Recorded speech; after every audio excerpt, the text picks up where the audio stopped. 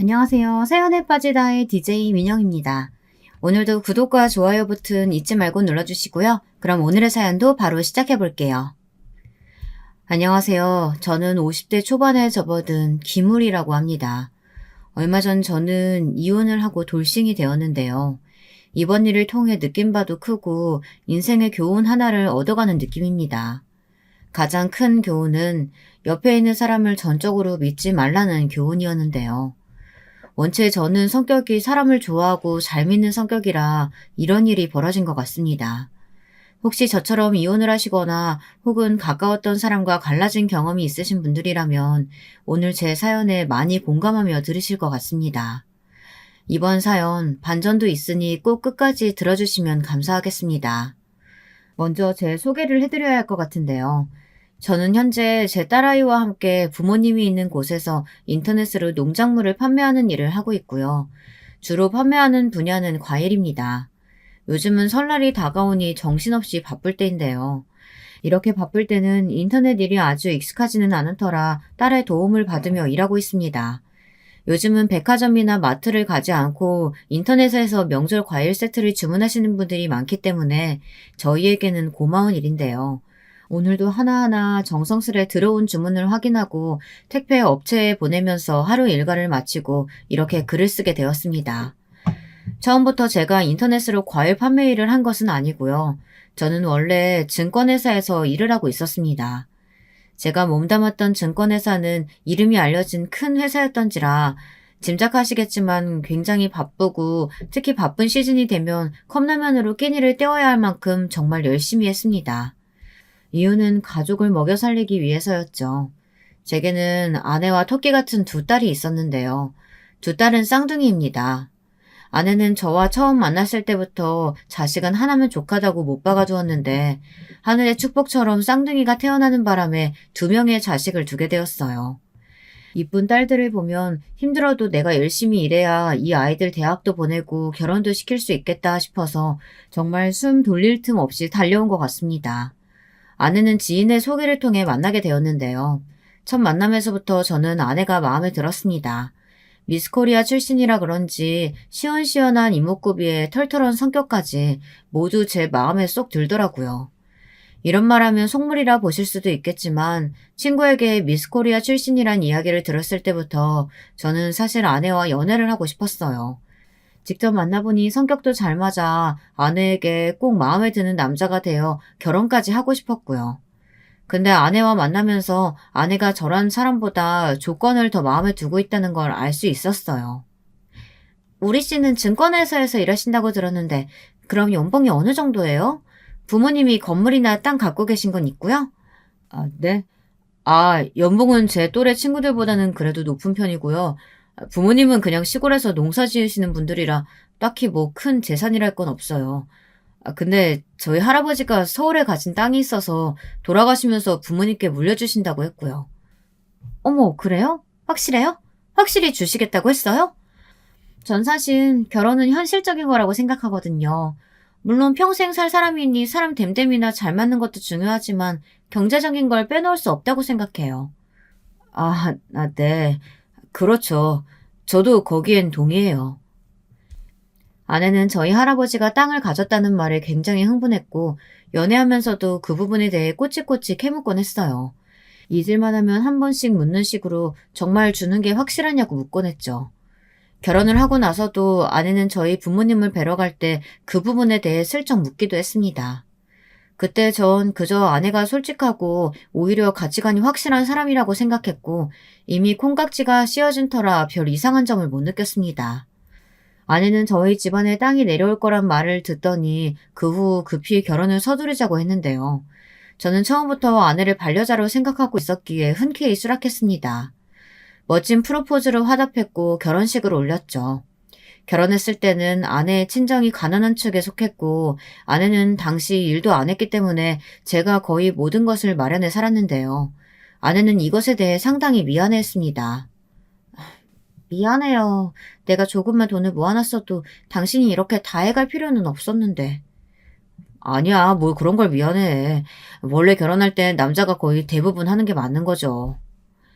요즘은 반반 결혼이라고 해서 여자 반, 남자 반 이렇게 결혼 자금을 마련하는 경우가 많다 하지만 저희 때만 해도 남자가 결혼 자금의 많은 부분을 책임지는 경우가 당연했습니다. 근데 그렇다고 해도 제 비중이 상당히 높긴 했죠. 저희 부모님은 이것에 대해 별 다른 말씀 안 하셨지만 아내에 대해서는 약간 의미심장한 눈치이긴 하셨습니다. 아내가 고등학교만 졸업하고 그 후엔 별다른 직장을 구하지 않았다는 것이 내키지 않는다 하시더라고요. 부모님은 평생 농사일을 하셨기 때문에 성실한 사람이 제 반려자가 되면 좋겠다 말씀하시곤 했는데요. 그런 부모님의 기준엔 아내가 못 미친 것 같았습니다. 저기 아들, 엄마 노파심인진 모르겠는데 엄마는 며느라가가 너와는 좀 결이 다른 사람인 것 같다는 생각이 들어. 네 아빠도 그렇게 말하고. 우리는 다른 것보다 성실하고 생활력 강한 좋은 며느리를 바랬어. 너한테 형제가 여럿 있는 것도 아니고 네 누나 한 명 있는데 며느리감이 조금 실망스럽긴 하네. 엄마, 그 사람을 아직 안 겪어봐서 그래요. 아마 결혼하면 엄마한테 제일 잘할 거예요. 평상시 얼마나 검소하고 수더분한데요. 주변 어른들한테 예의도 바르고요. 길 가다가도 다리 불편하신 노약자분들 보면 아내가 제일 먼저 가서 돕는다니까요. 그래? 그런 면이 있다니 그건 몰랐구나. 그래 알겠다. 결혼은 네 의사가 제일 중하니까 엄만 그저 따르기만 할게. 아무튼 잘 살기만 해. 싸우지들 말고. 저는 어머니의 걱정을 가라앉히기 위해 저런 거짓말까지 했었습니다. 그런데 아내는 저희 부모님이 자신을 마음에 안 들어 한다는 걸 눈치챘는지 저한테 무척 섭섭하다고 하더라고요. 자신이 결혼시장에 팔려온 사람도 아닌데 그런 취급을 당한다면서요. 하지만 맹세코 저희 부모님은 아내 앞에서 마음에 안 든다는 티를 낸 적이 없었습니다. 오히려 아내에게 이쁘고 참한 처자가 들어와 반갑다며 손을 꼭 잡아주셨죠. 그랬기에 전 그런 말을 하는 아내가 이해가 되지 않았습니다. 아내에게 그런 거 아니라고 몇 번이나 설명하려고 했지만 아내는 들으려 하지 않았어요. 삐져서는 몇 날 며칠 저와 말을 하려 하지 않았죠. 심지어 아내는 나중에 저희 부모님이 자신에게 임신에 대해 압박을 너무 심하게 준다고 그런 말을 하기도 했습니다. 애 낳는 기계가 아닌데 결혼한 지 1년도 안 되어서 왜 벌써부터 자신을 들들 볶으려 하는지 모르겠다면서요. 물론 부모님께서 집안에 남자가 저 한 명이니 당연히 자식을 기대하곤 있었지만 아내에게 딱히 압박을 주고 있었다는 걸 전혀 몰랐습니다. 아내의 말에 그간 아내가 받았을 스트레스가 안타까워서 저는 화들짝 놀라며 부모님께 그러지 말라고 말하겠다고 했어요. 다른 건 몰라도 저는 아내가 저와 결혼해 정말 행복하기만을 바랬거든요. 여보, 알겠어. 그건 내가 부모님께 잘 말할게. 당신이 그걸로 스트레스 받는지 전혀 몰랐다. 알았으면 그러지 말라고 말씀드렸을 텐데. 아무튼 미안해. 내가 다음에 시골 내려가면 꼭 말씀드릴게. 당신은 모르겠지만 어머님, 아버님 당신 없을 때면 얼마나 나한테 눈치 주는지 몰라요. 애 잘 들어서는 보약이 있다더라. 자기 옆집 사는 여자 딸은 벌써 애를 3명 낳았다더라. 내가 왜 그런 말을 들어야 돼요? 나 정말 짜증나요. 우리 자식 계획은 천천히 세우기로 했잖아요. 당신 그거 잊었어요? 여보 알지. 진정해. 알았어. 내가 부모님께 잘 말할게. 자식이 한 명이니 부모님도 불안하셨나 봐. 제가 겨우 아내를 진정시키고 나면 아내는 엉엉 울며 자기 방으로 뛰어들어가곤 했어요. 아내의 눈물에 약했던 저는 그 주 바로 시골로 내려가 부모님께 아내 관련 이야기를 꺼냈죠. 근데 여기서 부모님의 반응이 무척이나 이상했습니다. 부모님께선 결단코 아내에게 아이 얘기를 꺼낸 적이 없으시단 거였어요. 다른 건 몰라도 저에게까지 굳이 거짓말하실 부모님이 아니었기에 저는 이상함을 느꼈어요.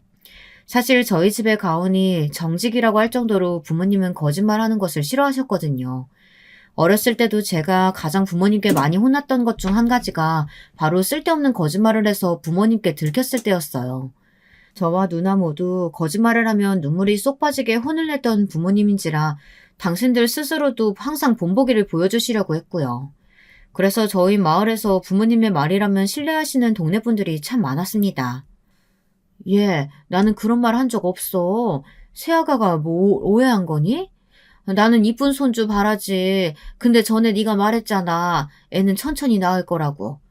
그 말 듣고 며느리한테 구태여 얘기 안 하려고 하고 있었어. 내가 얘기해서 애가 바로 생길 것도 아니고 아기는 하늘이 점지해 주는 건데 못하는 애가 얘기를 하니? 그래, 우린 절대 그런 말 한 적 없다. 그나저나 새아가는 왜 그런 말을 너한테 하는 게냐? 그러게요. 저도 잘 모르겠네요. 엄마 아빠는 그런 말씀 하신 적 없다는 거죠? 부모님은 고개를 끄덕이셨습니다. 저는 참 난감했어요. 한편 아내가 왜 그런 말을 했는지 의아하기도 했고요. 하지만 당시 전 아내의 본 모습을 전혀 모르고 있었기에 누구를 믿어야 할지 혼란스럽기도 했습니다. 저는 고민을 하다가 솔직하게 부모님과 나눈 대화를 아내에게 말했어요. 아내는 길길이 날뛰었습니다. 어떻게 자신을 의심할 수 있냐면서 남편으로서 제대로 중재하지 못할 거면 이대로 저와 살 수 없겠다는 극단적인 말까지 꺼내더라고요. 흥분을 감추지 못하는 아내의 모습을 보며 저는 깜짝 놀라 알겠다고 일단 진정하라는 말을 할 수밖에 없었습니다. 당신 내 말을 믿을 거예요? 아님 부모님 말을 믿을 거예요? 나 너무 섭섭해요. 내가 마치 당신과 부모님 사이를 이간질이라도 했다는 거잖아요. 나는 시부모님께 들은 대로 말한 것뿐이에요. 전 이때 마치 첫 번째 결혼 생활의 난관을 만난 것만 같았습니다. 자칫하면 아내와 부모님의 갈등으로 이어질 수도 있겠다 생각이 들었고, 그럼 아내가 저희 부모님을 멀리할 테니 이대로라면 가족의 화합이니 뭐니 아무 소용없이 사이가 다 으스러지고 깨질 것 같아 불안했어요. 저는 저대로 노력했습니다. 아내를 달래고 부모님에겐 아내의 말을 제가 오해했다고 말하면서요. 저쪽으로 오가며 설득하느라 정말 힘들어 죽는 줄 알았네요. 난생 안 해본 중재가 이렇게 힘든 줄 몰랐습니다. 그리고 당시 저는 회사에서도 승진을 위해 미친 듯이 일하고 있었는데요. 피곤에 찌든 일상을 보내는 도중 이런 일을 겪게 되니 괜스레 짜증도 올라오더라고요. 저도 사람이니까요. 그런데 그러던 어느 날 예상치 못한 난관이 또 등장했습니다. 바로 장모님이었어요. 장모님이 다짜고짜 저를 불러 야단을 치시더라고요. 자네, 내가 그렇게 안 봤는데 너무하는구만. 어떻게 이럴 수가 있나? 우리 딸 시집살이 하는 것만은 내가 안 하게 해달라고 그렇게 부탁했는데 정말 사돈 어른들이 너무하시네. 그렇게 안 봤는데 말이야. 네? 장모님, 그게 무슨 말씀이세요? 시집살이라뇨? 제 아내는 시집살이 같은 거 안 하는데요. 아이고, 이래서 남자들이 둔하다는 얘기가 나오는 거야.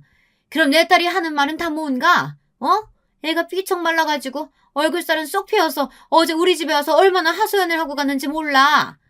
내가 딸의 말 들으면서 억장이 무너져서 뭔 안 먹던 술까지 다 먹고 이렇게 자네 찾아온 거야. 장모님은 그날 실제로 만취해 계셨습니다. 그러면서 장모님은 집안을 휩쓸 기세로 한바탕 곡을 하시더라고요. 여기서 장모님에 대한 이야기를 잠깐 꺼내자면 결혼 전부터 저는 장모님에게 예의 바른 사이가 되기 위해 많이 노력했는데요. 장모님이 장인어른을 젊은 시절에 보내고 홀로 살아오시며 아내를 키운 것이었거든요. 그만큼 장모님의 삶이 녹록지 않았을 것이란 생각이 들어 저는 장모님께 싹싹하게 잘해드리며 소중한 가족으로서 곁에 있어드리고 싶었습니다. 아내도 제게 장모님을 생각하면 눈물부터 난다면서 어린 시절 가난했던 친정에 대해 많이 말하곤 했는데요. 이야기를 듣다 보니 부모님 아래에서 큰 어려움 없이 자란 제가 얼마나 행운아인지 느낄 수 있었습니다. 물론 장모님은 제가 잘해드리면 해드릴수록 저를 무척 좋아하셨고요. 나는 마치 자네가 내 아들 같아. 전에 내가 말한 적 있지? 우리 아들, 내 배에서 그만 태어나지도 못하고 유산된. 꼭 그 아들이 크면 자네처럼 됐을까 싶다니까? 하늘이 나한테 자네를 내려준 것만 같아. 자네가 내 천운이고 복이야. 아유, 감사합니다, 장모님. 그런 말 들으니까 뭐라 말씀드려야 할지 모르겠어요. 쑥스러워서요. 제가 뭐 한 게 있다고. 자네가 한 게 왜 없어? 자네는 존재 자체로도 나한테 든든한 힘인데. 우리 사이 내가 어디 가면 꼭 자랑하고 다녀. 돈도 잘 벌지만 우리 딸한테도 잘하고 나한테도 잘한다고. 이런 사이가 없지, 없어. 장모님이 저를 이렇게 칭찬해 주시면 저도 기분이 좋았습니다. 장모님께 딱히 해드리는 것이라곤 용돈 드리는 것 외엔 없었는데 후한 대접을 받는 기분이랄까요. 제가 정말 처가의 복덩어리라도 된 것 같았죠. 그랬던 장모님이 저렇게 말씀하시니 저도 마음이 어려웠어요. 장모님은 다음날 술이 깨셔서는 저희 집을 다시 찾아오셨습니다. 퇴근하고 집에 돌아오니 장모님과 아내가 함께 앉아있는 걸 보는데 가슴이 쿵 떨어지더라고요. 무슨 이야기가 화살처럼 날아들어올지 몰라 덩달아 긴장이 되었습니다. 그런데 장모님이 이때 꺼내신 말씀은 예상 밖의 것이었습니다. 내가 어제 술을 너무 많이 먹어서 그런지 자네한테 너무 속을 다 털어놓은 것 같네. 부담스러웠다면 미안하네. 앞으로는 그런 일 없을 거야. 어른으로서 민망하네. 아닙니다, 장모님. 장모님도 힘드셔서 찾아온 걸 텐데요. 그래, 알아준다면 고맙네. 딸 가진 엄마로선 이것저것 다 걱정되고 괜히 신경 쓰이기 마련이야. 나도 시집살이 했기 때문에 더 마음 쓰였고. 네, 장모님, 이해합니다. 오해는 하지 말아주세요. 장모님은 저와의 사이를 좋게 풀고 싶어 오셨다 했고 그해 저는 덩달아 화답해 드렸습니다. 어찌됐든 어른이 먼저 오셔서 사과까지 하셨으니까요. 그날 갑자기 장모님께서 한숨을 푹 쉬시더니 창문 밖 먼 곳을 바라보시며 이러시더군요. 그나저나 오늘 온 김에 한 가지 말할 게 있네. 얘 동생 자네 처남 말이야. 이놈이 글쎄 회사에서 잘리고 난 뒤 일할 생각은 않고 계속 집구석에만 있는데 어디 취직시킬 데 없겠는가? 아휴, 내가 요즘 얘 때문에 정말 머리털이 다 빠질 정도로 힘들어 죽겠어. 어디라도 나가면 좋겠는데 일할 생각을 도통 안 하니까. 나도 얘 뒤치덕거리 하다 보니까 허리가 휘겠네, 휘겠어. 자네가 도움 줄 수 없겠는가? 아, 처남이 일을 안 했나요? 저번에 저한테 일한다고 하길래 그런 줄 알았는데 걱정 많으셨겠어요. 네, 그럼 장모님 제가 한번 알아볼게요. 그래, 고맙네, 고마워. 처남이 일을 안 하는 바람에 장모님이 많이 힘드시다고 우시는데 보고 있으니 안타깝더라고요. 처남은 원체 좀 껄렁한 스타일이었고 일하기보단 노는 걸 좋아하는 사람이었습니다. 그래서 제가 처남을 잘 설득해 일을 하게 만들거나 자리를 한번 알아보겠다고 한 것이고요. 처남은 제가 만나자고 하자마자 불만 가득 섞인 표정으로 술 사줄 거 아니면 안 나가겠다고 하더라고요. 매형, 나 술 안 사줄 거면 그 자리 안 가요. 보나마나 잔소리인데 왜 가요, 내가? 우리 엄마가 뭐 나보고 일하래요? 일단 술 사줄 테니까 나와서 얘기해. 어린아이 달래듯 그렇게 어르고 달래서 저는 처남을 술집으로 나오게 했습니다. 그리고 깊은 대화를 시도해보고자 했죠. 정확히는 처남의 이야기를 들어보고자 했죠.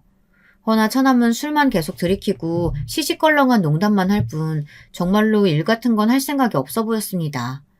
이대로면 장모님이 더 힘들어하실 게 그려지는 상황이었습니다.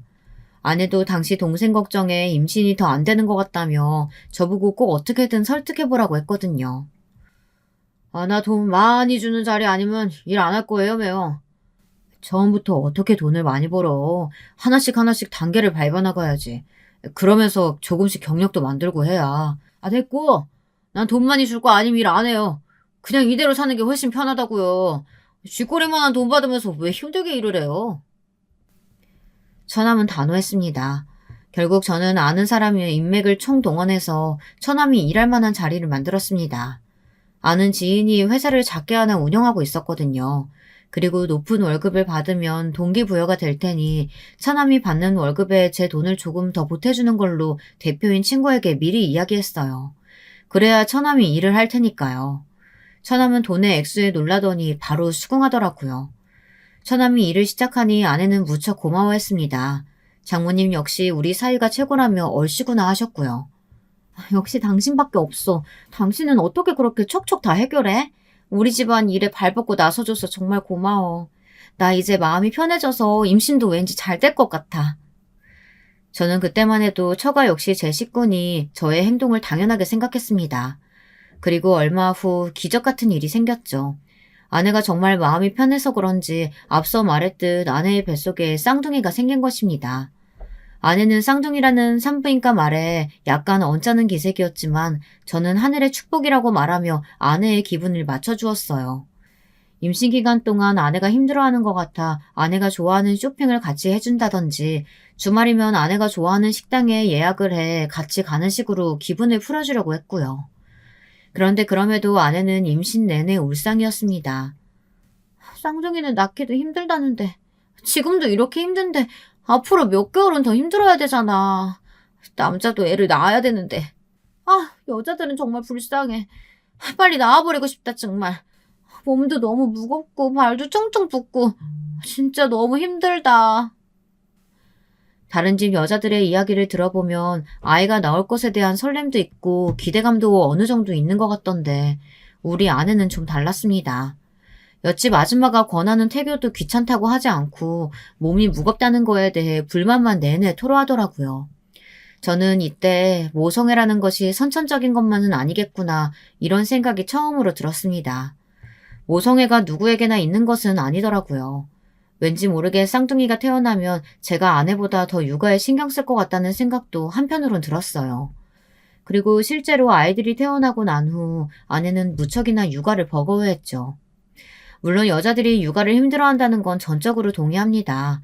주변 회사 동료들의 말만 들어도 아이를 키우는 게 일하는 것보다 힘든다는 말을 많이 해왔으니까요. 근데 아무리 아내를 이해해 주려고 해도 아내는 지나치게 힘들어했습니다. 여보, 당신 너무 힘들어하니까 내가 여기 옆집 아줌마한테 부탁드려놨어. 몇 시간만 같이 봐주실 거야. 혼자도 아니고 둘이니까 당신 힘들어하는 거 이해해. 애들 크면 나아질 테니까 조금만 참아줘. 응? 참긴 뭘 참아. 당신은 내가 이렇게 힘든데 도대체 뭐라고 돌아다니는 거야? 맨날 야근에 주말 근무에 육아하면 같이 도와주기로 했잖아. 여보, 내가 왜 버리고 우리 아기들 위해서 당신 위해서는 어쩔 수 없이 이렇게 일해야 하는 거 알잖아. 전에 설명했잖아. 옆집 아줌마도 돈 들이고 고용하는 거야. 공짜가 아니라고. 저도 일하고 싶어서 하는 게 아니라 정말 오롯이 저희 가정을 위해 꾹 참고 상사의 진상짓도 참아가며 일하는 중이었습니다.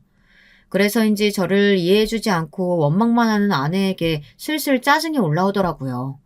저는 시간이 조금이라도 나면 무조건 아내를 도와주고 있었으니까요. 너무 힘들다 해서 옆집 아주머니까지 고용해 주었는데 여기서 뭘 더 어떻게 해줘야 할지 알 수가 없었습니다. 당신은 그게 문제야. 그 태도가 문제라고. 나는 돈 벌고 있으니까 당당하다는 그 태도 말이야. 돈 벌어오면 다야? 정작 험한 일은 내가 다 하는데? 옛날처럼 흙바닥에 내려놓으면 아이가 뭐 알아서 잘하는 줄 알아? 매일매일 내 잠도 포기하면서 하나부터 열까지 챙겨줘야 한다고. 그게 얼마나 짜증나는 건지 알기나 해? 애들 다 징그러워 죽겠어. 여보, 아무리 그래도 우리 애들인데 말을 너무 막 하는 거 아니야? 됐어. 당신이라는 말도 하나도 안 통해. 하루에 12번이라도 맘 같아선 애들 다 갖다 버리고 싶어. 그러다 아내는 해서는 안 될 말까지 해버렸어요. 저는 이 말에 너무 큰 충격을 받았고요.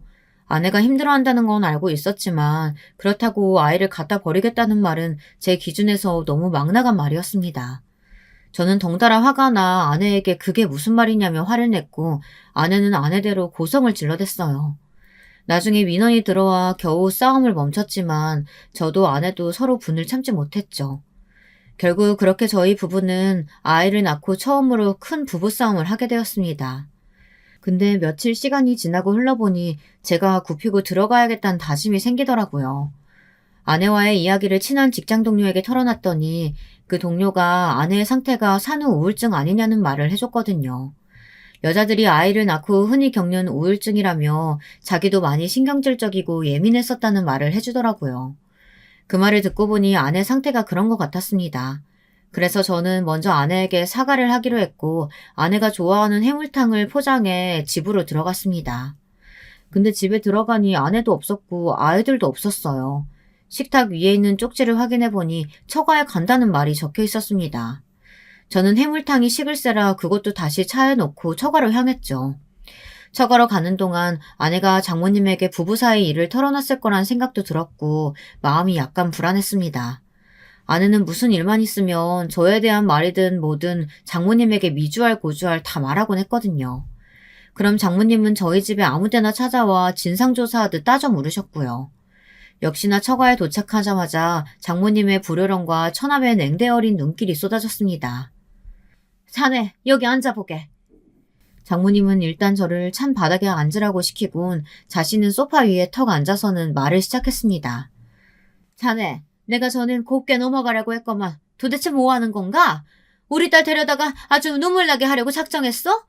돈 잘 버는 사위가 들어왔다 해서 우리 딸 손에는 물 한 방울 안 묻힐 줄 알았는데 이게 뭐야? 어디 내가 거렁뱅이한테 시집 보낸 것도 아니고. 장모님, 그게 아니고요. 제 말도 좀 들어봐 주세요. 매영, 우리 엄마 말씀 틀린 거 하나 없어요. 그냥 듣고 계세요. 솔직히 매영이 잘못한 건 인정해야죠. 우리 누나말론 매형 일하느라 애 얼굴도 못 알아보고 지낸다는데 그건 좀 너무하지 않아요? 장모님, 저도 정말 노력하고 있어요. 저 아시잖아요. 제가 집사람만 어디 힘들게 한 사람인가요? 다만 회사 업무 강도가 너무 높아서 아이를 잘 돌볼 시간이 없었어요. 아이고, 그놈의 변명 지겨워 죽겠네. 저는 다시 해명했어요. 아내와 갈등이 있긴 하지만 잘 해결하려고 한다. 저대로 노력하지만 일이 많다 보니 너무 시간이 없어서 그렇다. 이런 식으로 말씀드렸죠. 최대한 제 입장에서 최대치 할 수 있는 말이었습니다. 다만 아내가 산후 우울증인지 몰랐기에 앞으로는 더 잘 살피겠다고 했어요. 그러자 장모님은 어떻게 살피겠냐고 따지듯 물으시더니 차라리 아내와 손주를 자기 집으로 보내라고 저보고 처가살이를 하라고 하더군요. 처가살이라니 좀 놀라서 되물었습니다. 처가살이 해야지 왜 못해? 어차피 거기 아줌마한테도 돈 주고 한다며. 모르는 사람한테 우리 손주는 맡기는 것도 찝찝해. 차라리 나한테 돈 주고 내가 손주 책임져 주는 게 어떤가? 그게 낫지 않겠어? 돈도 많이 안 줘도 돼. 난 그저 우리 딸 위해 그러는 거니까. 라고 하시더라고요. 아내는 자기도 친정에 살면 훨씬 마음이 편할 것 같다고 했습니다. 아내와 장모님 둘이서 그렇게 쏟아내니 저는 다른 선택의 방법이 없었습니다. 일단은 아내의 우울증이 낫기 전까진 아내의 의견을 존중해주자고 마음먹었으니까요. 그렇게 전 처가살이를 시작하게 되었습니다. 여기서부터 어떤 난관이 기다리고 있을지는 상상도 하지 못했죠. 장모님께는 원래 드리던 용돈에서 아이 봐주시는 값으로 50만 원 정도를 더 올려드렸어요. 당시 돈으로 50만 원이면 결코 적은 돈이 아니었습니다. 하지만 그래도 예쁜 딸들을 봐주시는 거니 감사한 마음으로 드린 돈이었어요. 장모님은 매달 용돈 드리는 날이 되면 신나하셨고 저에게도 고맙다 말씀하셨어요. 우리 사위가 용돈도 이렇게 척척 주니 참 고맙네, 고마워. 내 딸도 정서적으로 많이 안정된 것 같은데 자네가 보기에도 그러지 않은가? 네, 그런 것 같네요. 다 장모님 덕분입니다. 장모님은 항상 자신이 아내를 잘 보살피고 있다고 했고 아내 또한 친정에 있으니 저와 다툴 일이 거의 없었습니다. 짜증내는 횟수도 훨씬 적었고요. 전 그것에 굉장히 만족했어요. 일단 저희 딸들이 행복한 환경에서 자라는 게 가장 중요했으니까요. 아이들은 어른들의 부부싸움을 전쟁으로 생각한다는 말이 있잖아요. 그만큼 아이들의 성장 환경만큼은 편안함을 느낄 수 있도록 만들어주고 싶었습니다. 그래서 저는 처가살이가 눈치 보이고 힘들 때도 있었지만 그런 티를 내지 않고 살았던 것 같습니다. 다만 어느 날부턴 처가살이가 상당히 부담스러워지기 시작했는데요. 왜냐하면 장모님이 3달에 한 번꼴로 목돈을 요구하셨기 때문입니다. 100만 원, 200만 원씩 말입니다. 이유를 물어보면 저희 딸 교육비라고 하는데 교육비로는 그 정도 목돈이 들 리가 없었습니다. 그래서 제가 나를 잡고 조심히 물어봤더니 기괴한 답변이 나오더군요. 아이고, 왜 이리 눈치가 없어? 명목은 그렇지만 내가 옷 좀 사입고 하려고 그러지. 다음 달 동창인데 입을 옷이 영 없단 말이야.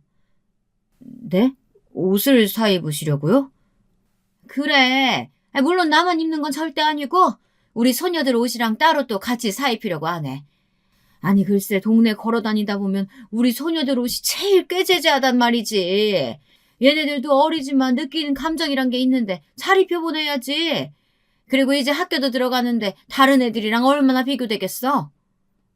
그건 그렇지만. 왜? 자네 혹시 내 옷 사주는 게 아까운가? 아유, 그럴 리가요. 그건 아니에요. 장모님은 말은 그렇게 하지만 지출 내역을 가만히 살펴보면 저희 딸 옷들보단 자기 옷이 훨씬 많고 거의 명품급이었습니다. 아무래도 이 부분은 짚고 넘어가야겠다는 생각이 들더라고요. 그래서 어느 날은 진지하게 장모님과 이야기를 해보려고 했는데 이날의 갈등은 급기야 싸움이 되고야 말았습니다. 이거 내가 이제 자네 눈치까지 봐야 하나? 내가 이제 학교 다니는 애들 밥 먹여주고 옷 입혀주고 집안일이면 다 해주는데 가사 도우미보다 못한 월급 받아가면서 이런 대접 받아야겠어? 자네는 도대체 어른 모시기를 어째 이따위로 할 수가 있어? 이 정도면 가정교육에 문제 있는 거 아니야? 여보, 나도 너무 당황스럽네. 어떻게 우리 엄마한테 돈 가지고 뭐라고 할 수가 있어? 우리 엄마가 우리 편의를 얼마나 많이 봐주시는데 어제도 당신 좋아하는 아구찜 해놔야 한다고 장 보고 얼마나 부산을 떨었는데 당신은 그런 건 생각도 안 하니? 아, 돈 주니 당연하다 이거야? 아니, 내가 언제 그랬어. 장모님 오해십니다. 제가 뭐라고 하는 게 절대 아니고요. 목돈 요구하시는 게 저도 힘들어서 그래요. 제가 왜 버리고 우리 애들도 둘이라 이제 정말 돈 들어갈 때가 만만치 않아요. 제가 사업하는 사람이었다면 모르겠지만 직장인인데 어떻게 그 돈을 다 마련하나요? 저희 지금 적자예요. 이대로라면 저축은커녕 집 사는 건 꿈도 못 꿀 겁니다. 제가 한 이야기는 지극히 현실적인 이야기였습니다. 사실 아이들이 학교에 가고 나니 지출이 눈덩이처럼 불어나는 것도 사실이었고, 어른들이 조금이라도 지출을 줄여야 적절한 수준에서 우리 아이들에게 들어갈 돈을 조절하며 우리 집안 생활비의 균형을 잡아나갈 수 있었어요. 그런데 장모님은 뭐가 그리 분한지 제 말이 끝나자마자 노발대발을 하시더라고요. 그 와중에 저한테 큰 상처를 줬고요. 어머, 자네 이제 날 위협하는 거야 뭐야? 내가 뭐 얼마나 옷에 돈을 썼다고 이 난리 떠는 거야? 자네가 무능력해가지고 돈 못 버는 걸 가지고 왜 나한테 화살을 돌리냔 말이야. 100만 원, 200만 원이 뭐 큰 돈이라고. 다른 사위였으면 이미 척척 내놨어. 알아? 이래서 내가 우리 딸 미스코리아 출신이라고 다른 데서 선 들어왔을 때 거길 잡았어야 됐는데. 아이고, 아쉬워라, 아쉬워. 자네보다 집안 빵빵한 선자리가 넘치고 넘쳤었는데. 저는 다른 걸 다 떠나 솔직히 너무 섭섭했습니다. 지금까지 처가살이를 선택할 만큼 장모님에게 못했던 적도 없고 아내에게도 최선을 다했었는데 어떻게 저에 대한 판단이 저 정도에 그칠 수밖에 없었을까요? 저런 말밖에 할 수 없었던 걸까요? 대화가 그렇게 무르익자 옆에서 제 편을 들어줄 줄 알았던 아내는 오히려 저를 같이 공격하고 나섰습니다. 아내는 저를 픽 비웃으며 말을 이어가더군요. 그래, 나 솔직히 엄마 말대로 준재벌급 집들이 줄줄이 섰었어. 당신 기분 나쁠까봐 말 안 했지만 당신이란 사람 하나 믿고 결혼했는데 나도 실망스러워. 무엇보다 내가 당신한테 우리 엄마 나한테 전부인 사람이니까 잘하라고 그렇게 강조했었잖아. 엄마가 돈 쓴 게 다 우리를 위해 했던 건데 엄마 기분 지금 어떻겠어. 우리 엄마한테 얼른 사과해. 사과하라는 말에 저는 너무 비참한 심정이 되었습니다. 장모님과 아내 이 두 사람과는 더 말이 안 통했어요. 내가 왜 처가살이를 시작했을까 이런 후회마저 들었습니다. 제 발로 지옥에 들어온 기분이었습니다.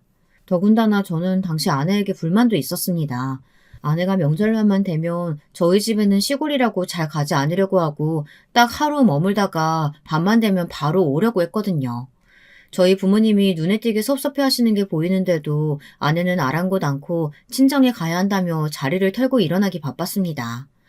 명절날 겨우 보는 부모님이라 저도 하고 싶은 대화가 많은데 아내 때문에 어쩔 수 없이 아쉬움을 품고 돌아와야 했죠. 이것 때문에 아내에게 이야기를 해보면 아내는 너무 멀어서 아이들이 힘들어한다는 핑계를 댔고요. 아이들은 시골이라는 환경이 신기해 가면 시간 가는 줄 모르고 놀곤 했는데 말이에요. 당신, 솔직히 우리 엄마 아빠 보는 게 불편한 거 아니야?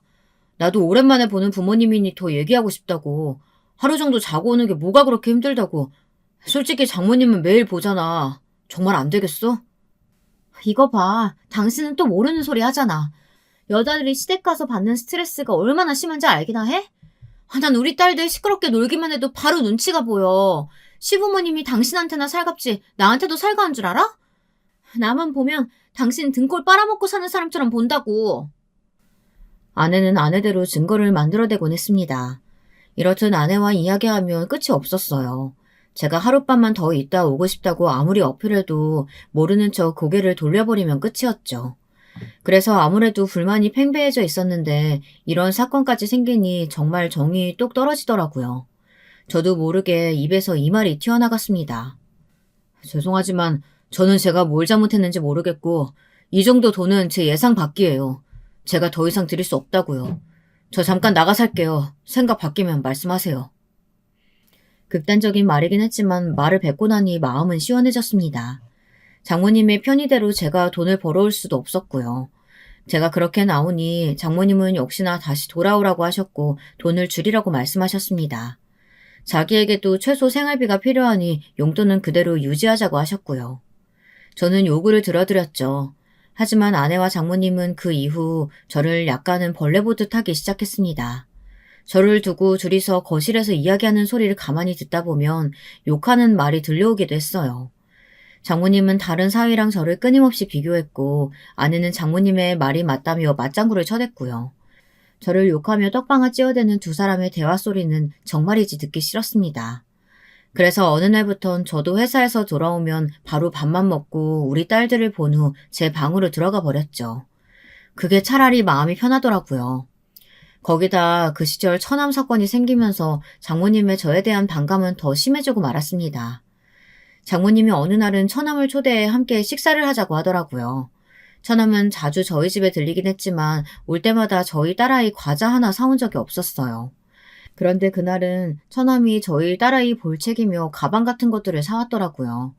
고마운 마음에 반가워하며 처남을 맞이했습니다. 근데 그것들이 결국은 함정이었다는 것을, 더 큰 그림을 그리기 위한 계획이었다는 것을 후에 알게 되었습니다. 저녁을 먹고 할 얘기가 없어 뻘쭘하게 앉아있다 뭐라도 대화를 해야 할 것 같아 처남이 다니는 회사에 대해 물어봤는데 이런 말을 하더라고요. 왜요? 진짜 힘들어요. 진짜 말도 못해요. 야근도 엄청 시키고 뭐만 하면 성과로 사람 쪼아대고 이런 게 사회생활인가 싶은데 나 못 버티겠어요. 말 나온 김에 우리 회사 대표랑 매형 친하다고 했잖아요. 나 월급 좀만 더 올려달라고 말해봐요. 나 이 쥐꼬리만한 월급이면 계속 노총각으로 살게 생겼어요.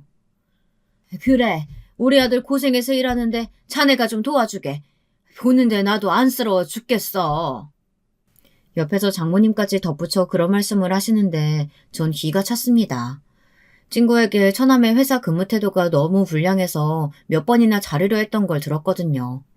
매일같이 지각에 몇 년이 지나도 늘지 않는 성과 때문에 오히려 회사 입장에서는 손해라고 했어요. 다만 제 처남이라는 걸 알고 제 얼굴을 봐서 어쩔 수 없이 냅두고 있다고 했었습니다. 처남, 내가 이런 말 안 하려고 했는데 처남이 받는 돈에 내 돈 이미 들어가 있어. 처남 경력 하나 없는 신입사원인데 어떻게 그 월급을 받고 시작할 수 있었겠어. 눈치 못 챘다니 내가 더 놀랍네. 난 처남이 알고 있는 줄 알았지. 이미 처남에게 돈 주고 있으니까 돈은 못 줘. 우리 사는 것도 빠듯해. 그리고 친구한테 듣기론 처남 몇 번이나 자르고 싶었는데 못 그러고 있다고 하던데 매일 지각은 기본이라며? 뭐라고요? 이미 저한테 돈을 얹어주고 있었다고요? 제 말에 처남은 상당히 당황한 표정이었습니다. 장모님 또한 마찬가지였고요. 제가 제 돈을 얹어준다는 건 장모님에게도 말하지 않았거든요. 거기다 자신의 체부를 들켜버리니 할 말이 없었겠죠. 그건 몰랐는데. 그래. 그리고 처남 결혼 못하는 건 처남이 눈이 높아서 그런 거 아니야? 전에도 소개시켜달라고 해서 몇 번 소개시켜줬잖아. 다들 참하고 조건도 괜찮았는데 처남이 못생겨서 싫다며. 눈을 좀 낮춰보지 그래 차라리. 속속들이 맞는 말만 하자 처남은 입을 꾹 다물곤 그렇게 돌아갔습니다. 소득 없이 터덜터덜 돌아가는 뒷모습을 장모님은 안쓰럽게 생각하셨는지 그 이후로는 더 저를 낯선 사람으로 취급하더라고요. 저는 이 집에서 점점 없는 사람, 투명인간이 되어갔습니다. 아내와 장모 두 사람이 저를 그렇게 취급했으니까요. 그러다 우리 딸들이 성인이 되고 자기의 몫을 할 때쯤 저는 아내에게 분가를 요청하게 됐어요. 더 이상은 저도 참고 살기 싫었거든요. 집에서만큼은 편하게 지내고 싶었고요. 아내는 역시나 싫다며 저와 갈등을 빚으려 했지만 어쩔 수 없는 사건이 생겼어요. 너희들 이제 나가 살아라. 네? 갑자기 그게 무슨... 평소에 장모님이 나가시는 동아리에서 어떤 할아버지를 만나셨는데 그 할아버지와 함께 사시겠다고 하며 따로 나가겠다고 하시더라고요. 덕분에 일은 수월하게 진행되었습니다. 드디어 저희 식구들끼리 살 수 있으니 전 너무 행복했습니다.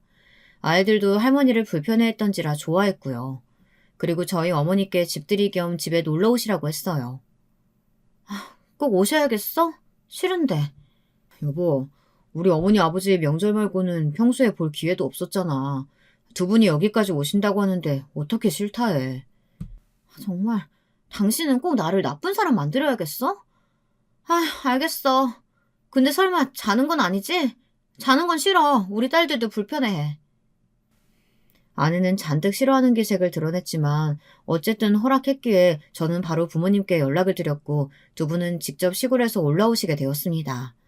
제가 데리러 간다고 했지만 부모님은 괜찮다며 저보고 나오지 말라 신신당부하시더라고요. 저는 딸아이들이 커가며 부모님 생각도 많이 나고 그리워지던 찰나였기에 아버지와도 술 한잔 기울이며 많은 이야기를 나누고 싶었습니다. 그래서 부모님이 오시기 전날 좋은 술도 준비해놓고 기쁘게 맞을 준비를 했죠. 시골에서 올라오신 부모님은 아내를 보자마자 여전히 예쁘다며 들고 오신 반찬거리와 몇 가지 과일들을 주셨습니다. 근데 아내의 반응이 너무 차가웠습니다. 아, 뭐 굳이 이걸 다 가지고 오셨어요? 괜찮은데. 냉장고가 꽉 찼거든요. 아, 그러니? 아이고, 우리가 주책을 부렸나 보구나. 미안하다. 아니에요. 뭐 가지고 오셨으니까 받긴 받을게요. 그나저나 옷은 저 주세요. 제가 걸어드릴게요. 옷 빨아오신 거죠? 저는 기분이 나빴지만 부모님 앞이라 일단은 꾹 참았습니다. 부모님은 허허실실 웃으시며 저와 함께 동네 나들이도 하시고 아내와 이런저런 이야기도 주고받으셨어요. 아내는 대화 내내 탐탁치 않은 표정이었지만 부모님은 모르는 척 장모님 안부도 묻고 하셨죠. 아내가 오로지 관심이 있어 하는 건 딱 한 가지였어요. 바로 부모님의 땅이었죠. 예전에 제가 연애할 적 할아버지에게서 내려올 땅이 있다고 말씀드렸잖아요. 그 땅의 시세가 어느 정도 되는지 그것에만 관심 있어 했습니다. 아, 그 땅? 아이고, 그거 얼마 안 돼. 그냥 아주 조그만 거라 내세울 게 못 된단다. 그래도 서울이면 꽤 괜찮을 줄 알았는데. 아무쪼록 땅값 오르면 말씀해 주세요. 그래, 알겠다. 아내는 마치 당연히 자기에게 올 땅처럼 그렇게 말하더라고요. 부모님 얼굴에서도 어이없어 하는 기색이 엿보였습니다. 왜 자기 땅이라고 생각한 걸까요? 그런데 기막힌 일은 그 다음 일어나고 말았습니다. 제가 사연을 쓰게 된 이유이고 오늘의 하이라이트 사건입니다. 술을 기울이다 보니 어느새 너무 늦어 부모님이 하룻밤 자고 가게 되었는데요. 아내가 부모님이 돌아가시자마자 장모님을 부른 겁니다. 근데 장모님만 온 게 아니고 낯선 사람들이 뒤따라 우르르 들어오더라고요. 마침 주말이라 제가 집에 있었던 시간이었는데요. 얼떨떨해하며 물으니 청소업체라고 하더라고요. 아, 저 사모님이 부른 청소업체인데요. 혹시 얘기 못 들으셨나요? 네? 청소업체요? 아내를 보니 아내는 희미하게 웃으며 얼른 들어가서 냄새 좀 제거해달라고 요청하고 있었습니다. 그 순간 아내가 왜 청소업체를 불렀는지 알겠더라고요. 저는 머리 끝까지 화가 치밀어 올라 아내의 멱살을 붙잡고 싶은 걸 간신히 참고 물었습니다. 설마 당신 저거 우리 엄마 아빠 때문에 부른 거야? 그럼 그것 때문이지 뭐 때문이겠어. 아, 시골 노인네 냄새 너무 역겨워서 못 살겠어. 아, 그래서 불렀는데 뭐 문제 있어? 우리 엄마도 도와주러 왔으니까 당신도 얼른 청소기 들고 어제 어머님 잠방부터 치워. 아, 정말 오늘 진짜 몇 시간 동안 고생해야 하는 거야. 청소업체 부르는데 얼마 줘야 했는지 알아? 아니, 그것보다 노인네들 냄새가 얼마나 지독했는지 말하는데 토 나올 뻔했어. 당신 때문에 겨우 참았다고. 이런, 당신 제정신이야? 저는 그 순간 참지 못하고 사람들이 있는 앞에서 아내의 뺨을 때렸습니다. 그리고 이혼 선고를 했어요. 어쩌면 진즉 했어야 할 일인데 너무 늦게 했다는 생각이 들더라고요. 애초에 내쫓았어야 할 여자였는데 내가 너무 많이 봐줬다. 그치? 이참에 이혼하자. 제발. 아, 그리고 당신한테 얘기할 거 있는데 지금 할게. 당신이 탐내던 땅, 그 땅 강남 땅이고 우리 부모님이 이제 내 명의로 하나 당신 명의로 하나 건물 한 채씩 준다고 하시네. 근데 이혼하면 당신한테 더 이상 줄 필요가 없겠네. 뭐? 거짓말하지 마. 무슨 그딴 해괴망측한 거짓말을. 시골 노인네들한테 무슨 돈이 있다고. 자, 못 믿겠으면 서류 확인해봐. 어제 우리 아버지가 준 서류야. 저는 서랍장에서 곧바로 서류를 가져왔고 아내는 서류에서 눈을 떼지 못했습니다. 그러더니 갑자기 장모님까지 달려들어 제 바지가랑이를 붙잡고 빌더라고요. 한 번만 봐달라며 다시는 이런 일 없을 테니 제발 헤아려 달라고요. 저는 선처 따위 베풀 생각 없다고 못 박았습니다. 지금껏 장모님 그리고 아내에게 했던 것들에 대해 고마움 하나 못 느끼는 당신 같은 인간들한테는 지옥에 가라는 말 외엔 할 말이 없다고요. 그러자 장모님은 급기야 아내에게 신호를 하더군요. 아내는 알아듣고 바로 무릎을 털썩 꿇었습니다. 여보, 그래 미안해. 내가 정말 잘못했다. 어떻게 내가 우리 시부모님한테 그 따위로 굴 수 있었는지 나도 내가 이해가 안 돼. 근데 내가 남은 평생 우리 시부모님 모시며 살게. 설사 치매 걸리셨다고 해도 요양원 안 보내고 내가 모실게. 이거 진심이야. 넌 진심이 뭔지도 모르는 인간이야. 내가 널 뭘 보고 믿고 우리 부모님을 모시게 하냐? 가짜는 소리 말고 이혼 소송 준비해. 저는 그 뒤 이혼 소송을 했고 아내에게 위자료를 받아 이혼했습니다. 소송 없이 깨끗하게 갈라서고 싶긴 했지만 혹시나 하여 뒤를 파보니 아내가 다른 남자랑 바람 폈던 정황이 드러났거든요. 화가 나기보다는 웃음밖에 안 나오더라고요. 괘씸해서라도 전 소송을 걸어 위자료를 받아냈고 아내는 덕분에 돈 한 푼 없이 내쫓기게 되었습니다. 저는 아내와 이혼하고 새로운 삶을 시작했고 괜찮은 사람도 만나게 되었는데요. 아내와 달리 심성이 곱고 착한 사람이라 부모님들도 마음에 들어 하십니다. 참고로 저희 딸들도 저의 이혼을 응원해 주었어요. 엄마와 잘 이혼했다며 딸들은 제 곁으로 와 판매 사업을 시작했고요. 새로운 삶을 시작한 만큼 설레는 마음으로 한 걸음 한 걸음 나아가고 있는 하루입니다. 이번 한 해 저처럼 새로운 길을 가시는 분들이 있다면 정말 마음으로 깊이 응원해드리고 싶습니다. 모두 행복한 하루 되시고 이번 연도 복 많이 받으세요. 여러분, 두 번째 사연 시작하기 전에 좋아요, 구독 꼭 눌러주실 거죠? 그럼 두 번째 사연 바로 시작합니다. 사람 인연이라는 게 어떤 모습으로 흘러갈지 정말 알 수 없는 것 같아요. 우연인 것 같기도 운명인 것 같기도 한 이번 사연은 여성 애청자분께서 보내주셨습니다. 안녕하세요. 항상 애청해왔던 사연에 빠지다의 저의 이야기를 보내게 됐네요. 원래도 유튜브를 중독 수준으로 이용하고 있었는데 우연히 사연에 빠지다를 접한 이후로는 거의 팬이 되었다고 할 수 있죠. 진작에 구독을 눌러놓고 사연 영상이 업데이트되면 놓치지 않고 전부 다 보고 있답니다.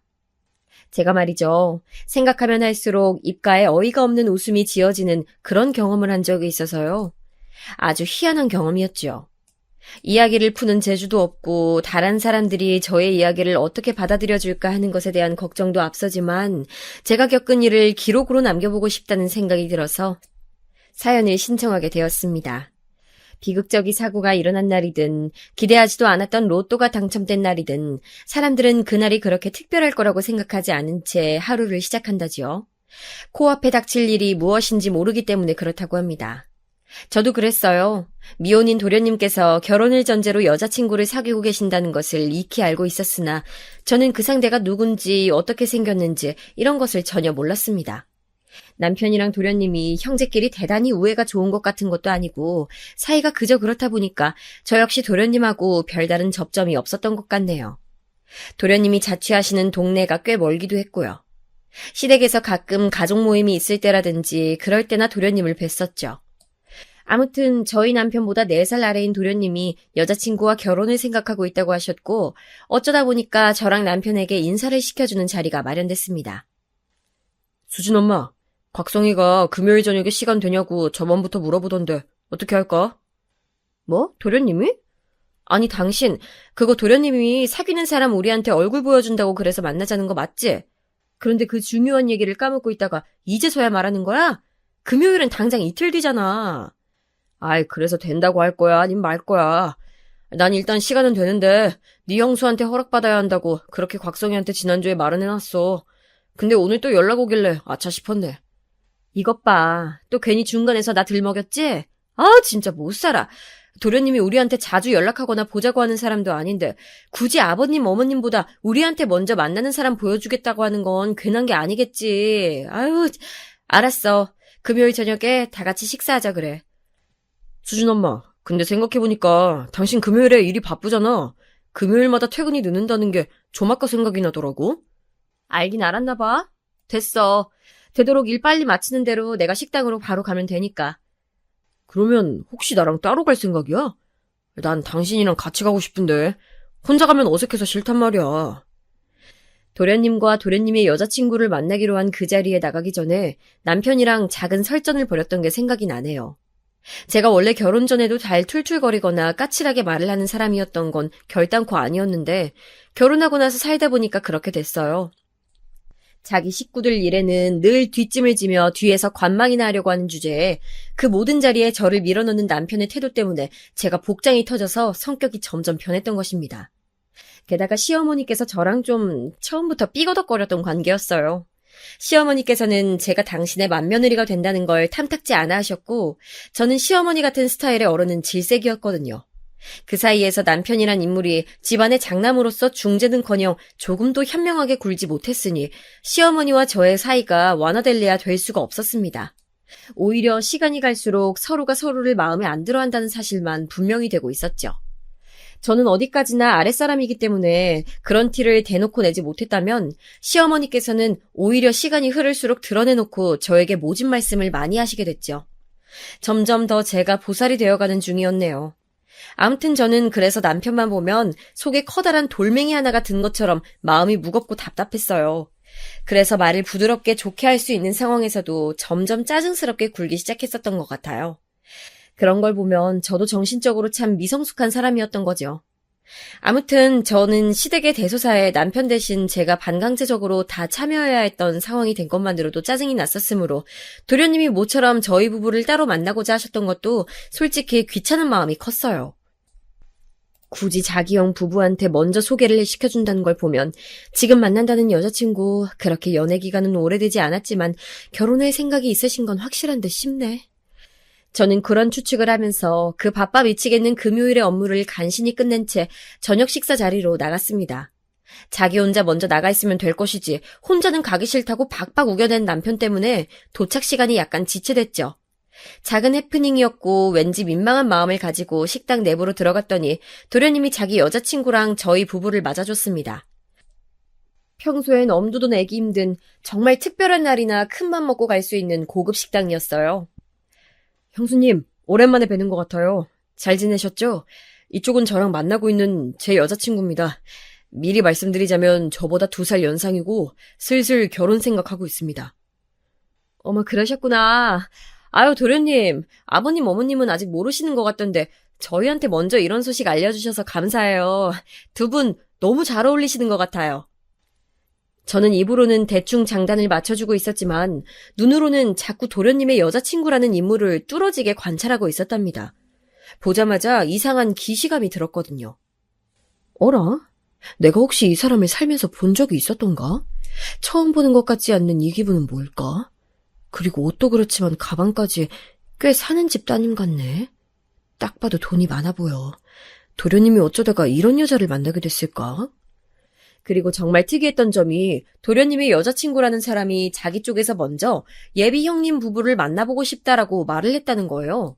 그 요청을 듣고 나서 도련님은 이 여자가 나랑 결혼 생각이 있구나라는 것을 처음 알아차렸다고 합니다. 그전에는 서로 결혼 이야기를 진행한 적이 없었대요. 신기하죠? 도련님은 본인의 수준에 비해 자기 여자친구가 너무 부잣집 딸이니까 솔직히 결혼까지 가는 건 너무 꿈만 같은 일이라고 생각을 했었대요. 특히나 상대 쪽에서 결혼에 대해 먼저 얘기를 꺼낸 적이 없으니까 도련님은 혼자서 은근히 결혼에 대한 희망사항을 매번 꺼내 보이는 것도 민망했다고 하고요. 그런데 그 여자친구 쪽에서 먼저 결혼에 대해 입장을 표명한 게 바로 저랑 남편을 만나보고 싶다고 했다는 것이죠. 그것도 예비 형님 부부라고 지칭했으니 도련님이 옳다구나 싶었던 것입니다. 갑자기 저는 예비 동서가 생긴 셈이 됐는데 어렴풋이 예상했던 것보다 집안에 사는 수준이 정말 좋은 것 같아서 제가 깜짝 놀랐습니다. 사는 곳이 청담동에 있는 유명 빌라더라고요. 거기는 톱스타들이 몇 명 사는 것으로 알려진 거주지거든요. 서울 강남 한복판에 자기 명의로 된 집이 있다는 것도 놀랄 노자였는데요. 거기에 그치지 않고 그 집이 청담동의 최고급 빌라인 것에 입이 떡 벌어지고 말았습니다. 와, 대박이네. 그런 집에서 살려면 로또 1등이 몇 번이나 당첨돼야 하나? 전생에 나라를 구한 집이었나 보네. 어떻게 그렇게 부자일 수가 있을까? 여보, 조용히 해. 도련님 들으실라. 뭐 어때? 곽송이도 우리가 부러워할수록 좋아할 텐데. 남편이 제 옆에서 작게 중얼중얼거리는 통에 저는 아무렇지 않은 척하느라 민망해서 혼쭐이 났었네요. 제가 지켜본 그리고 알고 있는 남편은 워낙 무력이 크지 않은 사람이었기에 도련님을 시기질투한 인물이 아니었어요. 다만 본인의 처제가 될 여자네 집안이 생각보다 너무 잘 사는 집안이라는 것에 혀를 내두를 만큼 놀란 것처럼 보였죠. 저는 앞으로 언니랑 잘 지내보고 싶어요. 아, 언니라고 불러도 되는 거죠? 아니면 미리 형님이라고 불러드릴까요? 그래도 괜찮으시겠어요? 네? 아, 편하신 대로 불러주세요. 제가 연상이니까 그냥 지금은 언니라고 불러주셔도 되고요. 저희 도련님하고 결혼을 하신다면야 저랑 서로 형님 동서가 되는 거지만 아직은 좀 그러기엔 어색하죠? 사실 저는 안 어색해요. 어차피 결혼할 생각이고 앞으로 한 집안 식구가 될 거니까 싫지 않으시다면 제가 형님이라고 부르고 싶어요. 정 그렇게 생각한다면 그렇게 하세요. 저야 뭐 먼저 호칭 정리해 주신다면 고맙죠. 자기 집안 얘기할 때는 전체적으로 낯을 가리는 듯 대면대면하게 굴었으면서 갑자기 저한테는 아주 활발한 태도를 보이는 것에 제가 당황하고 말았습니다. 오늘 처음 본 자리였는데 다짜고짜 형님이라고 벌써 저를 부르고 싶다니. 속으로는 대체 이 예비동서가 얼마나 도련님을 좋아하고 있으면 결혼에 대한 확신으로 벌써부터 이렇게 행동하는 걸까 하는 생각을 품고 있었습니다.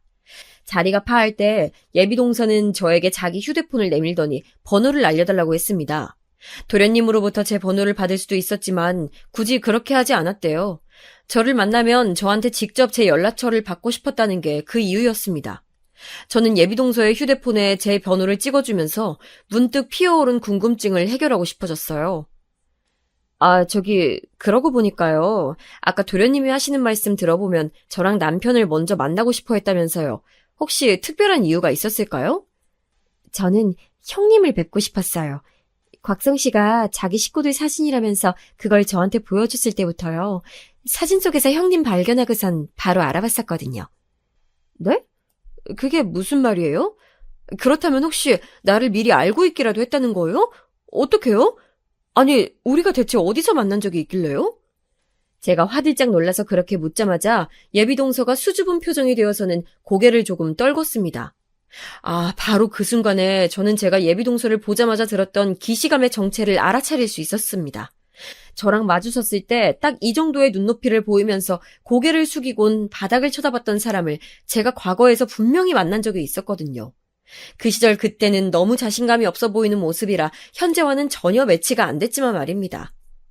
설마 중학교랑 고등학교 때 봤었던 바로 맞아요, 형님.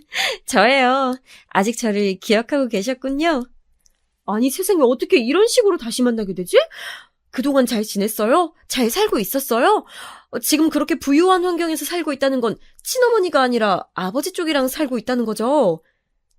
형님은 어쩜 제 그런 사정까지 다 기억을 하시다 못해 유출을 하세요? 아, 역시 사려 깊으시다니까. 저 고등학교 3학년 때부터 아버지한테 가서 살았어요. 정신없이 수험 생활에 파묻혀 지내다가 대학 갔었고요. 예비동서는 제가 과거에 아주 짧은 인연을 맺은 적이 있던 사람이었습니다. 굉장히 짧았으나 믿을 수 없을 만큼 강렬한 인연이었죠. 특히 저에게보다 예비동서에게 깊은 흔적을 남긴 모양이었습니다. 저는 상상하지도 못한 재회에 압도당해서 조금은 멍하게 예비동서랑 둘이서 이런저런 대화를 더 나눈 끝에 헤어졌어요. 수진 엄마, 혹시 두 사람 원래 알던 사이였어? 뭘 그렇게 대화를 오래 하다가 와? 아니, 그냥 별거 아니야. 여자들끼리 잠시 할 얘기가 있었어. 하긴 부잣집 딸내미랑 당신이 개인적인 친분이 있었을 리가 없지. 아이, 그나저나 곽성이 이 자식 내 동생이지만 대단하네. 어디서 그런 여자를 만나다가 결혼 얘기까지 진행시켰을까? 하여간 저희 남편은 바로 이런 점이 문제였습니다. 본인은 딱히 그럴 의도가 없었고 악의가 없는데 말이 필터를 안 거치고 그냥 나가버리는 거예요. 저도 예전에는 남편의 이런 화법 때문에 열불이 터져서 부부싸움까지 몇 번 갔었는데 그냥 원래 말하는 꼬라지가 저런 사람이라는 걸 알고 나서부터는 제가 해탈했습니다. 시어머니께서 워낙 막말을 잘하시는 스타일인데 그에 비하자면 남편은 순한 양이나 다름없었으니 비교 대상이 있으니까 차라리 남편이 낫게 보이면서 웬만한 건 용서가 되더라고요. 사람이란 동물은 언제나 상대적이라더니 그 말이 맞는 것 같아요. 그날 집으로 가는 길 내내 차 안에서 저는 과거 회상에 몰입해 있었어요. 세월이 흐르면서 저도 모르게 깜빡 잊고 있던 일들이 제 안에서 살아나는 것을 느꼈죠. 그 과거의 어느 한 틈에 예비동서라는 인물도 들어있었습니다. 인연이라는 게 참 신기하구나. 운명은 우연을 가장해서 오는 것이라더니 그런 것 같기도 하고. 어쨌든 내 예비동서가 될 사람이 옛날에 그 애였다니 정말 기가 막히네. 그 후로 좋은 환경에서 잘 살고 있었구나. 다행이다. 저는 홀로 이런저런 생각에 더 잠겨 있었건만 그런 저를 방해했던 것은 운전을 하던 남편이었습니다. 제가 예비동서라는 인물을 만나고 나서 한참 생각에 잠겨 있는 걸 보고 자기 딴에는 다르게 해석이 된 모양이었어요. 수진 엄마, 설마 당신 앞으로 서열 잡고 살 생각하는 건 아니겠지? 자기보다 아랫사람으로 들어올 텐데 그 사람 집안이 아주 부자인데다가 성격까지 활발해 보이니까 군기 잡기에 만만치 않겠다면서 그런 생각하고 있는 거 아니지? 뭐라고? 아니 무슨 생각을 그렇게 해? 서열이라니. 나 상상도 안 해봤어. 당신이 우리 엄마한테 당하고 있는 걸 보면 철저히 서열대로 굴러가는 사람인 것 같아서 그렇지. 말은 잘한다. 그래서 내가 어머님한테 잔소리 듣고 그럴 때 나 한 번이라도 안 도와준 거야? 지금 그걸 자랑이라고 해? 내가 어줍잖게 당신 편 들면 우리 어머니는 더 노하시는 분이니까 그렇지. 우리 어머니 성질 이상하게 오락가락하는 거 이제 당신도 잘 알잖아. 그냥 대충 비위 맞춰주는 게 여러모로 제일 편해. 당신은 내 앞에서는 말이 이렇게 청산유수면서 왜 남들 앞에만 서면 꿀먹은 벙어리가 되는 거야? 그 이유 좀 알자. 내가 새로 동서가 들어와서 서열군기 잡고 있다고 해도 막상 당신은 그때 되면 말 한마디도 안 하고 있을걸? 그건 그냥 다른 사람들 앞에선 어색하니까 그렇지. 하여간 아랫사람한테 잘해줘. 부잣집이라는 배경만 거나하지. 아까 보니까 사람 눈빛이 왠지 순해 보이더라. 당신하고 제대로 붙으면 상대도 안 될 거야. 그러니까 당신이 좀 봐줘. 정말 어이가 없었습니다. 제가 시어머니로부터 은근하게 시집살이를 당해왔다는 걸 남편은 알고 있었고, 그러니까 제가 그걸 예비동서한테 똑같이 분풀이를 하며 물려줄 거라고 자기 혼자 추측됐나 봐요. 남자들은 왜 항상 단순하게 짝이 없으면서 이상한 곳에서 고차원적인 발상을 할까요? 제 남편뿐만 아니라 결혼해서 애 있는 지인들 얘기 들어보면 거의 엇비슷해요. 연애할 땐 안 그랬는데 결혼하고 나서는 다 그렇게 되어버렸다는 얘기를 들으면 고개가 저어집니다. 그쯤에서 저는 저랑 별로 친하지 않았고 그래서 잘 알지 못했던 어찌 보면 미지의 존재 같은 도련님이 과연 결혼 후에 어떻게 변해갈지 궁금해졌답니다. 그저 그렇게 사는 수준인 시댁에서 보자면 무지하게 재력이 좋은 예비동서가 조금은 특수한 경우의 사람이었으므로 그 미래가 더욱 궁금해졌죠. 그 두 사람이 무사히 결혼까지 꼴이나게 될지도 관건이었고요. 예비동서의 등장에 시부모님은 너무 좋아서 거의 뒤로 넘어질 지경이었다고 해요. 뭐시? 갑부 흉내만 내는 수준이 아니고 진짜 백이 갑부 집안이라니. 세상에나 이게 웬일이니? 아유 그것도 강남에 입이 떡 벌어지는 집이 있는 강남부자? 어머나 세상에 난 몰라. 너무 좋아서 어떡하니? 시어머니께서는 오만 호들갑을 다 떠셨다고 하고요. 예비동서의 비위를 맞추면서 온갖 아부를 다 떠시느라 첫 만남부터 무척 바쁘셨다네요. 그리고 마침내 도련님과 예비동서의 상견례 날짜가 잡혔습니다. 그런데 그에 앞서서 행사가 하나 있었어요. 바로 예비동서의 생일이 있었던 건데요. 발단은 도련님께서 무심코 다음 주에 예비동서의 생일이 있다고 시어머니 앞에서 말씀을 흘렸던 것으로 불씨가 지펴졌습니다. 시어머니께서 단박에 예비동서의 생일잔치를 열어주겠노라고 선언하신 거예요. 토요일 저녁부터 예비동서가 일정이 있다 그래서 토요일 점심을 같이 먹는 것으로 얘기가 됐습니다. 저는 그 소식을 듣고 속으로 생각했죠. 예비동서가 무슨 옛날 사람도 아닌데 웬 생일잔치? 어디 동네 어르신 생일잔치상 같은 걸 어머님께서는 생각하고 계시는 거 아니야? 코웃음을 쳤었는데 그러지 말 걸 그랬어요. 시어머니께서 저한테 연락을 하신 거예요. 예비동서의 생일잔치를 준비해야 하니까 저한테 구성을 좀 알아서 꾸리라고 말입니다. 그런 건 저한테 전화해서 꼭 시키시는데 그러실 때의 특징은 알아서 잘이라는 표현이 꼭 들어간다는 것입니다. 도중에 시어머니께 의견을 여쭤보잖아요. 그러면 너는 알아서 하라는 의미도 못 알아듣냐며 잔소리를 어마어마하게 날리십니다. 그래서 여쭤보지도 못해요. 어쩔 수 없이 제가 알아서 잘 준비를 맞춰놓잖아요. 그러면 아니나 다를까 꼭 한 가지라도 태클을 거십니다. 불만을 안 꺼내신 적이 단 한 번도 없었어요. 그리고 또 하나 특징이 뭐냐면요. 저한테 맡기시면서 돈을 안 주신다는 거예요. 그 돈이 그럼 어디서 나겠어요? 제가 결제를 하는 거고 결국 그 자금의 출처를 따라가면 남편이 나옵니다. 남편은 자기가 장남이니까 어쩔 수 없이 금액을 부담해야 한다고 말을 해요. 그럼 제가 그 앞에서 그런 말을 들으면 생각을 하죠.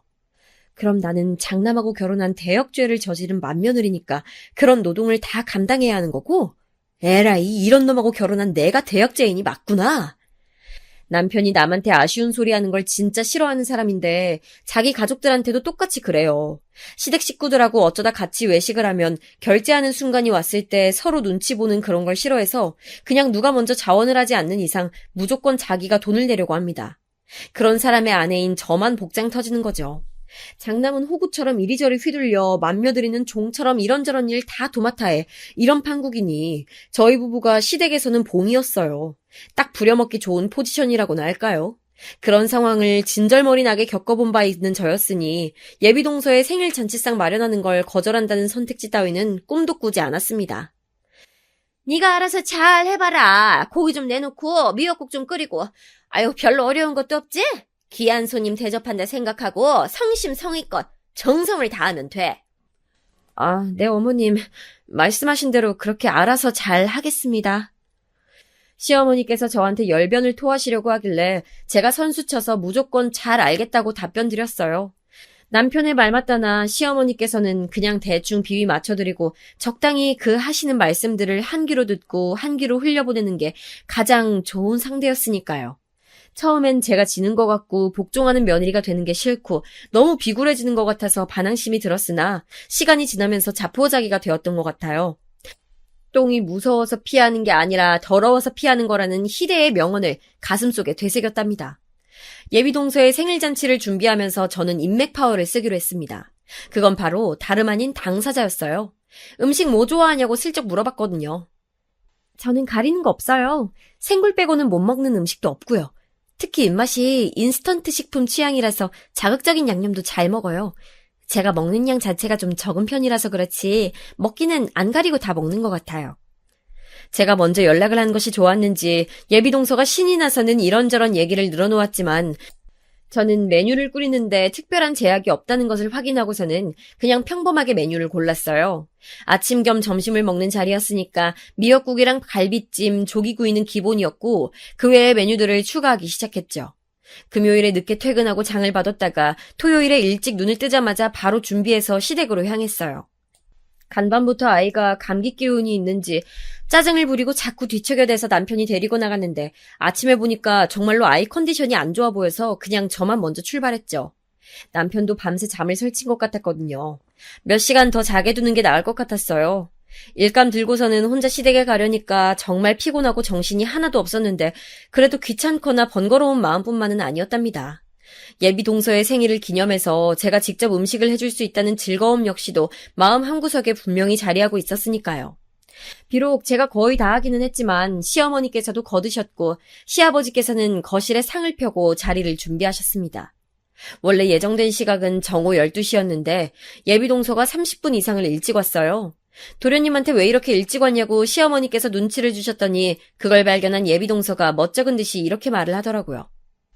아, 어머님, 제가 그냥 일찍 가자고 그랬어요. 조금이나마 일손을 거둘 게 있을까 싶어서요. 저 때문에 이런 날 잡아서 만들어주신 것도 모자라 생일상 준비해주신다고 하니까 너무 감사하기도 하고 죄송하기도 해서요. 아유, 그럴 거 없는데 어쩜 이렇게 마음씨도 고울까? 그냥 얼른 자리에나 앉아 있어요. 음식은 우리 집 큰며느리가 다 했으니까. 시어머니께서 너스레를 떠시면서 그렇게 말씀하셨을 때 예비동서가 깜짝 놀라 얼굴이 되어서는 바로 눈짓으로 저를 찾았습니다. 시선이 마주치자 저는 민망해져서 그냥 부엌으로 자리를 떴어요. 귀를 기울이니까 예비동서의 목소리가 들리긴 하더라고요. 저는 형님께서 다 준비해 주시는 줄 몰랐어요. 그리고 그냥 밥하고 국하고만 이렇게 간단히 해서 한 끼 먹는 줄 알았는데 상자리를 보니까 종류가 엄청 많나 보네요. 죄송해서 어떡하죠? 죄송하다니, 그럴 거 없어요. 우리 큰며느리가 자기 음식 솜씨 자랑하고 싶다면서 스스로 저렇게 나서는 걸 어떻게 말리지도 못하고 그래서 그냥 하게 둔 거예요. 그러니까 신경 쓰지 말고 맛있게 먹기나 하면 되지. 작게 웃으시는 시어머니의 목소리를 들으면서 제가 고개를 흔들었습니다. 저 결혼 전에는 바로 말씀을 놓으셨던 기억이 선연한데 예비동서한테는 결혼식장 들어가기 전까지 결코 말을 짧게 할 수가 없다면서 시어머니께서는 존댓말을 고수하고자 하셨죠. 이것부터가 저는 엄청난 차이가 보이는 것에 실소가 지어졌었네요. 예비동서도 일찍 왔겠다. 저는 그냥 준비가 다 된 음식들을 먼저 상으로 날랐습니다. 밥이랑 국만 마지막에 푸면 되게끔 말이죠. 저를 보면서 안절부절 못하는 예비동서가 일을 거들어주고자 했는데 그 눈치를 확인한 도련님이 먼저 나서서 저랑 같이 상을 차려주셨어요. 저는 예비동서랑 눈이 마주쳤을 때 그냥 싱긋 웃어줬고요. 그런데 바로 그 순간이었습니다. 시어머니께서 저를 확 째려보시더니 이를 꽉 악물고선 작은 소리로 저한테 이렇게 말씀하셨어요. 순대볶음? 오늘 메뉴 중에 이런 것도 있었니? 격떨어지게 이런 게 갑자기 왜 끼어들어? 이렇게 좋은 자리에 너는 꼭 너같이 싸구려 스타일의 음식을 꼭 내놔야겠니? 작게 윽박지른 것이었지만 거실이 호남 평야도 아닌데 당연히 예비동서한테도 들렸죠. 안 그래도 저희 쪽으로 귀를 쫑긋 세우고 있는 눈치였으니까요. 그래서 저는 너무 민망했어요. 예비동서가 보는 앞에서 이런 취급을 당했다는 게 순간적으로 창피했고 시어머니가 원망스러웠습니다. 제가 울컥해서 입을 놀리려던 찰나 제 순서를 가로챈 사람이 있었으니 그건 바로 예비동서였어요. 어머님, 그러지 마세요. 왜 형님한테 그런 식으로 말씀하시는 거예요? 어? 아무것도 아니에요. 그냥 우리 큰며느리가 눈치 없게 시리 조금 다른 메뉴들하고 동떨어지는 음식 내놨길래 내가 이건 별론 것 같다고 그렇게 말하는 중이었어요. 시어머니께서는 민망한 내색을 뒤로 감추시며 태연하게 받아치셨지만 이미 예비동서의 표정은 좋지 않게 변해 있었습니다. 어머님, 원래 지금 이렇게 말씀드릴 생각은 추호도 없었지만 형님한테 그렇게 굴지 마세요. 저를 위하신다면 더욱이요. 왜냐하면 형님은 제 은인이시거든요. 예비동서의 발언에 제가 깜짝 놀라서 굳어버렸는데 시부모님이 놀라신 것에 비하면 아무것도 아니었어요. 도련님은 예비동서와 제가 원래 아는 사이란 것을 이미 알고 계신 눈치였지만 그럼에도 표정이 조금 놀란 기색이었습니다. 바로 그때 현관문이 열리면서 저희 남편이랑 아이가 들어왔어요. 그러나 예비동서는 그쪽으로는 눈길도 주지 않은 채 말을 이었습니다. 어리둥절한 낯에 시어머니를 향해서 말이죠. 제가 옛날에 학교에서 지독한 왕따를 당한 경험이 있어요. 중학교 때 당했는데 누가 저를 도와줘서 저는 그 지옥에서 벗어날 수 있었어요. 그런데 저를 괴롭혔던 무리의 일부가 저랑 같은 고등학교에 진학하게 되면서 왕따가 다시 이어졌었고요. 그때 또 누가 저를 도와줬어요. 중학교 때 저를 도와줬던 바로 그 사람이었죠. 한 번 더 저를 도와줬고 그래서 저는 무사히 학교 생활을 할 수 있었던 거예요. 저런 학창시절에 그런 일이 있었구나. 힘들었겠네요. 당황한 시어머니께서 기계적으로 반응을 해주셨는데 표정에는 그래서 그 얘기가 지금 왜 나오는데? 라는 의문이 가득 차 있었습니다. 그때 예비동서가 저를 쳐다봤고 저는 그냥 옅은 미소만 지어줬어요. 그 미소를 허락의 의미로 받아들였는지 예비동서가 또렷한 목소리를 냈습니다. 저를 도와줬던 그 사람이 바로 형님이세요. 사실 그건 도움이 아니라 구원이었죠. 저는 형님이 아니었다면 진짜 그때 세상을 등졌을지도 몰라요. 그만큼 힘든 일이었고 자력으로는 절대 벗어날 수도 없었고 어디에 도움을 청할 데도 없었어요. 그런 저를 살려줬던 게 바로 형님이셨어요. 우리 큰며느리요? 그럼 원래 진작에 둘이 알고 있었던 사이라는 건가? 경악한 시어머니께서 저를 쳐다보셨고 그건 다른 사람들도 마찬가지였어요. 저는 괜히 멋쩍어서 헛기침만 했었던 것 같네요. 저는 사실 재혼가정 자식이에요. 고등학교 2학년 때까지는 친어머니와 살았어요. 사실상 방치를 당한 채 지내고 있었고요. 형님의 은혜를 입은 저는 삶과 미래에 대한 욕심이 생겼고 용기를 내서 아버지를 찾았습니다. 아버지께서는 감사하게도 저를 받아주셨고 저는 그때부터 부유한 환경에서 살게 됐어요. 인생이 바뀐 거죠. 따지고 보면 다 형님 덕분이었네요. 예비동서가 간략하게 말을 했지만 그 이면에 숨겨진 이야기를 저는 알고 있었습니다. 예비동서의 부모님이 이혼을 하셨던 이유는 바로 예비동서가 그 아버지의 친자식이 아니었기 때문이었어요. 친어머니가 바람을 피우셨고 그렇게 생긴 생명이 예비동서였다고 해요. 그 사실을 안 아버지는 이혼 후에 연락이 끊겼고 예비동서는 친어머니 그리고 진짜 친아버지와 살게 됐었대요. 하지만 그 두 분은 혼인신고를 하지 않았죠. 2년을 함께 살았다는데 친아버지라는 사람이 어느 날 잠적했대요. 그것도 집에 있는 몇 푼 안 되는 돈을 다 챙겨서요. 그 후로 친어머니는 예비동서를 방치하기 시작했고 일도 거의 하지 않은 채 아무렇게나 사셨다고 합니다. 그때 예비동서가 초등학교 6학년이었대요. 사춘기에 접어들었을 때였는데 집안 환경이 그랬으니 예비동서의 성격이 음울해졌었죠. 중학교에서 아빠 없는 애, 엄마가 정신병자인 애, 전교에서 제일 가난한 애 등으로 찍히면서 고단한 학교 생활을 하기 시작했다고 합니다. 차라리 죽는 게 낫겠구나 싶어서 몇 번이고 예비동서는 삶을 포기하려고 했었다고 합니다. 어느 날 학교에서 멀지 않은 골목길에서 예비동서는 질이 안 좋은 친구들에게 둘러싸여 괴롭힘을 당하고 있었고 그곳을 마침 제가 지나가고 있었어요. 그쪽은 총 6명인가 7명인가 그랬었는데 저는 제 친구랑 꼴랑 둘이서 가고 있었던 길이었습니다. 하지만 저는 그 걔네들에게 다가가는 걸 망설이지 않았어요. 왜냐고요?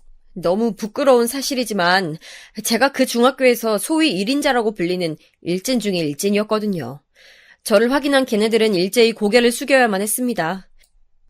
저는 혼자서 괴롭힘을 당하고 있던 애가 문득 불쌍하게 느껴져서 데리고 갔어요. 그게 예비동서한테는 구원의 손길이었던 거죠. 그 후로 제가 몇 번 예비동서의 반에 찾아가서 얘 나랑 친분 있는 애다라는 사실을 일부러 보여줬어요. 그랬더니 그 후로는 괴롭힘이 잦아들었다고 하더군요. 신경이 쓰여서 저는 졸업하면서 예비동서랑 같은 학년인 일진들한테 경고했어요. 만약 괴롭힌다면 찾아와서 제가 직접 밟아줄 거라 그랬죠. 학교는 학생들에게 하나의 세계와도 같습니다. 중학교 입장에서 고등학생은 무척 무서운 존재였죠. 가뜩이나 모두를 떨게 만들었던 저였는데 고등학교에 올라가서 더욱 업그레이드가 되어서 자기들을 벌주러 오겠다니 걔네들한테는 공포였을 거예요.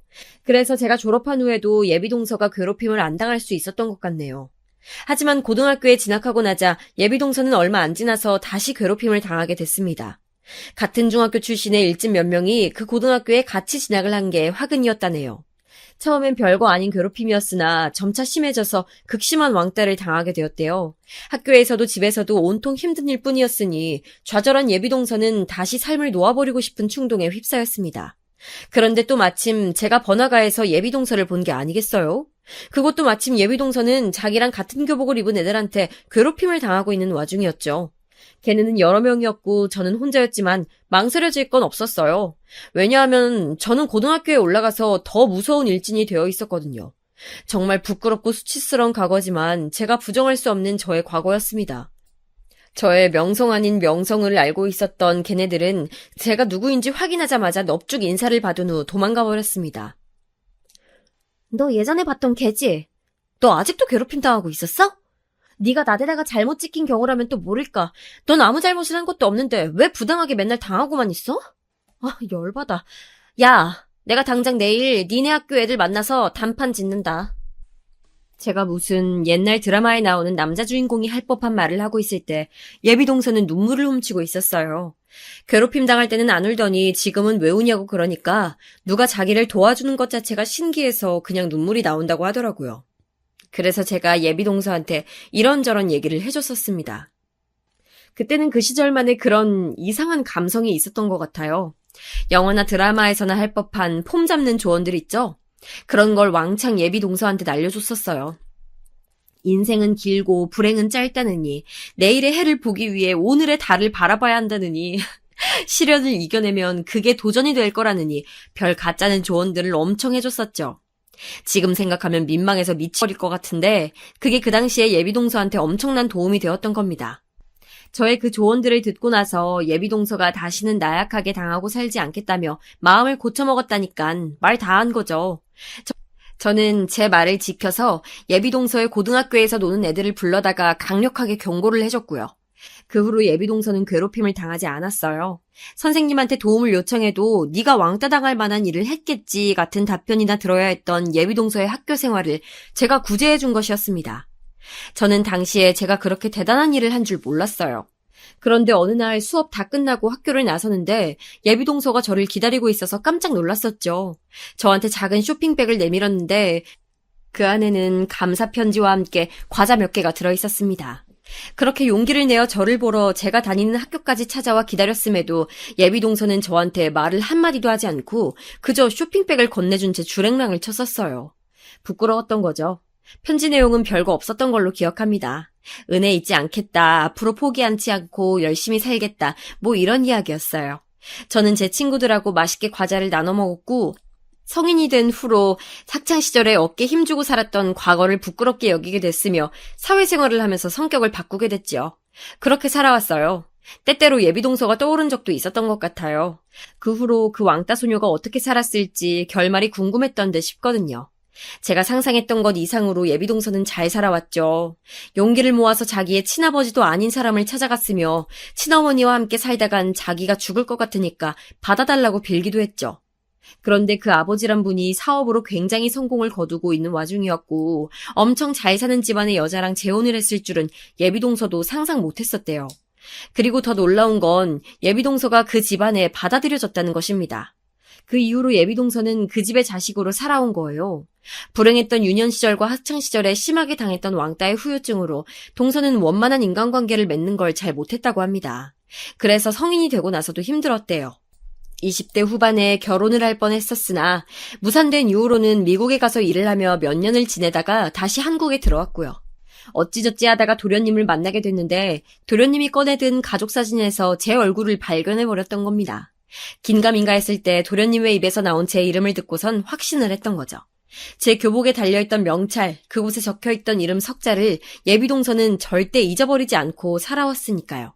이런 비화를 품고 있는 게 바로 저와 예비동서였습니다. 저는 사실 형님 때문에 이 결혼을 결심했었던 거예요. 제 은인을 이런 인연으로 만나는 게 너무 신기했고 또 감사했거든요.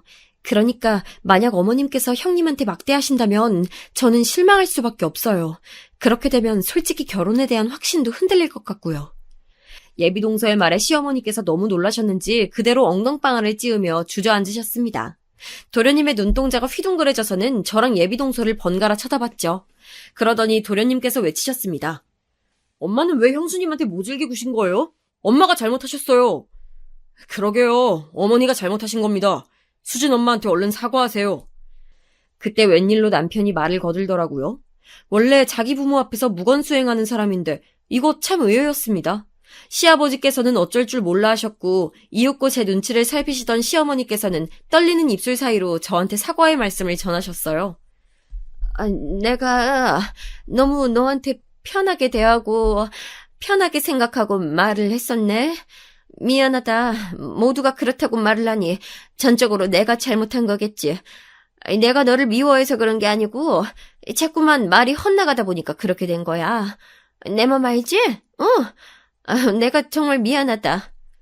시어머니의 흔들리는 눈동자로 밀어보건대 갑작스런 전개에 아직 혼란스러우신 듯 했어요. 다만 귀하디 귀한 예비 작은 며느리가 난데없이 만만한 큰 며느리를 자기 은인이라고 칭하면서 결혼을 재고하느니 마느니 그런 얘기를 하니까 놀라셔서 그냥 분위기에 휩쓸려서 저한테 사과하신 것이었죠. 그걸 꿰뚫어보지 못할 제가 아니었습니다. 하지만 일부러 아무것도 안 따지고 그냥 그 사과를 받아들이는 것으로 했어요. 일단 밥부터 먹자고 하면서 일부러 분위기도 얼른 전환시켰죠.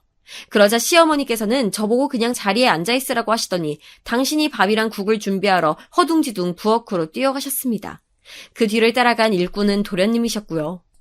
남편이랑 시아버지께서 상위를 정렬하는 동안 저는 예비동서와 눈빛을 교환하곤 씩 웃었습니다.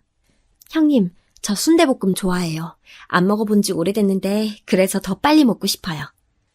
예비동서가 저한테 슬쩍 다가와서 그렇게 말을 하길래 저는 주변을 얼른 살피고선 예비동서한테 귓속말을 날려줬습니다. 내가 옛날에 한가닥 했던 사람이라는 거 비밀 지켜줘서 땡큐. 그러자 예비동서가 웃음을 꾹 참는 얼굴이 되더라고요. 예비동서는 정말로 순대볶음을 잘 먹었습니다. 혼자서 거의 그 접시를 싹쓸이 하더라고요. 그 모습을 지켜보는 시어머니의 표정이 얼마나 어리 빠져 있던지 그게 너무 웃겨서 저는 그날 음식이 코로 들어가는지 입으로 들어가는지도 모르고 먹었네요. 상견례는 무사히 진행되었고 저도 그 자리에 참석을 했는데요. 예비 동선의 가족들이 저를 무척 반겨줘서 황송할 지경이었어요. 그리고 결혼에 관한 대소사를 논의하는데 그쪽에서 자꾸 저만 쳐다보더라고요. 시부모님은 갑자기 꿔다 넣은 보리자루 신세가 됐습니다. 민망해 죽는 줄 알았네요. 예비동서의 생일 잔치상 사건에 이어서 상견례장에서 산댁 측 가족들이 저만 바라보는 대사건이 또 터지자 이제 완전히 시댁 식구들의 태도가 달라졌습니다. 예비동서는 언감생심 욕심낼 수도 없는 보물단지, 진짜 백이 부잣집 딸인데 바로 그 사람을 조종할 수 있는 사람이 바로 저였으니 자연스레 모두가 제 앞에서 설설 기게 되더라고요. 나는 세월 같은 것에 관심 없었는데 어쩌다 보니까 당신이 말했던 대로 됐네? 내가 서열 잡게 됐어. 근데 혹시 당신 불만 있는 거 아니지? 내가? 아니, 나 당신한테 불만 없는데? 지금까지도 없었고 앞으로도 없을 거야. 나 원래 수진 엄마 전속 시종이잖아. 에이구, 말이나 못하면. 아무튼 간에 앞으로는 생각 없이 말 툭툭 뱉는 버릇 고쳐. 이참에 내가 당신의 화법을 고쳐놓고야 말겠어. 아이, 알았어. 수진 엄마가 하자는 대로 할게. 남편이 얌전히 꼬리를 말고 살게 된 것은 당연지사였고요. 시아버지께서는 제 눈치를 살피시느라 저랑 한 공간에 있으면 시선 처리마저 어려워하셔서 제가 그러지 말라고 거듭 말씀을 드려야만 했습니다. 도련님이야 말할 것도 없었죠. 원래는 저랑 별로 친분도 없었건만 저한텐 이제 아주 깍듯하게 대합니다. 그리고 자꾸 저랑 친해지고 싶어 하고요. 무엇보다 가장 극적인 변화를 겪은 사람은 바로 시어머니 아닐까요? 어머님, 올해는 김장 어떻게 하실 거예요? 작년처럼 진행하실 거죠? 아니다. 어떻게 하든 말든 넌 신경 쓰지 말어. 내가 알아서 잘 김장해다가 니네 먹을 거 갖다 줄 테니까.